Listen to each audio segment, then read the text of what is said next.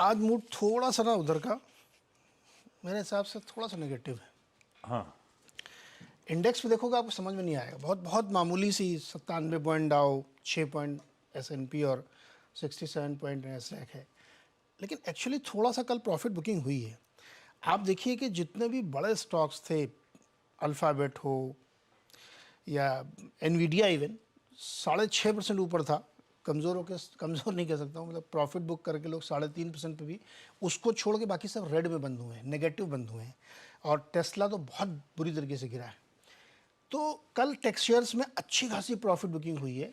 वो आपको इंडेक्स में इसलिए नहीं दिख रही क्योंकि एनवीडिया ने संभाला उसको, और कुछ छोटे छोटे स्टॉक, एक माइक्रो का सुपर कंप्यूटर जो वो S&P में शामिल हो रहा है, तो उसके वेटेज की वजह से भी लोगों ने छोटे वाले स्टॉक्स में इतनी बिकवाली नहीं की। लेकिन बड़े जो मैग्निफिसेंट 7 थे उसमें से एक माइनस करो तो 6 गिरे हैं। तो कल एक प्रॉफिट बुकिंग का दौर वहाँ पे देखा गया। उसका उसका शायद रीज़न ये लॉजिक में जोड़ रहा हूँ, हालांकि इसका कोई फिट बैठता नहीं है कि एक गवर्नर साहब हैं अटलांटा वाले, पोस्टिक साहब, उन्होंने कहा कि 2 हाई की हो सकती हैं इस साल। अभी तक 3 दो चल रही थी, अब 2 बोले वो।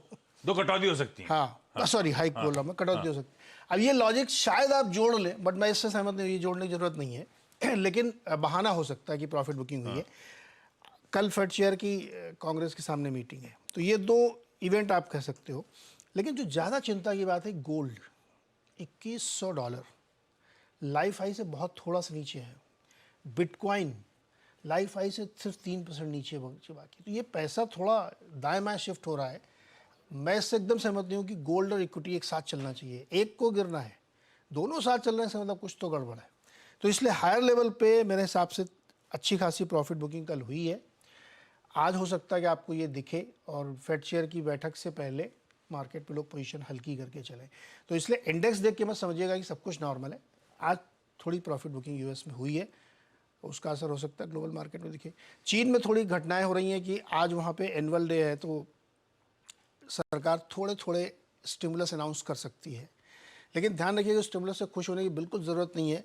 सरकार बबल फिर से क्रिएट नहीं करना चाहती, इसलिए वो रियल एस्टेट के लिए बहुत कुछ नहीं आने वाला है। वो फोकस करें मैन्युफैक्चरिंग पे। तो वहाँ से कोई बहुत बड़ी खबर निकलेगी नहीं, लेकिन दिन के दौरान ये खबर आती हुई दिखेगी कि थोड़े स्टिमुलस आ सकते हैं वहाँ से। ये है कहानी ग्लोब की। काफी दिनों बाद इन्होंने बोला आज कि सच। आज इतने अच्छे संकेत दिख नहीं रहे, मुनाफा वसूली है। एक आध कंसेंट्रिक बाइंग ने बचा लिया हो, अदरवाइज इंटरनल्स कमजोर हैं। मेरे बच्चों के स्कूल में एनुअल डे होता है तो मुझे जाना पड़ता है, और वो प्ले स्किट विट कुछ होता है। ये चाइना का एनुअल डे क्या है? चाइना की जो कांग्रेस है, जो मतलब चाइना की जो संसद, उसमें सरकार जो है अपना आज पूरा इकोनॉमी स्टेटस रखेगी और उसमें बहुत सारी चीज़ें अनाउंस की जाएंगी। बट उसमें प्रेस कॉन्फ्रेंस नहीं होगी।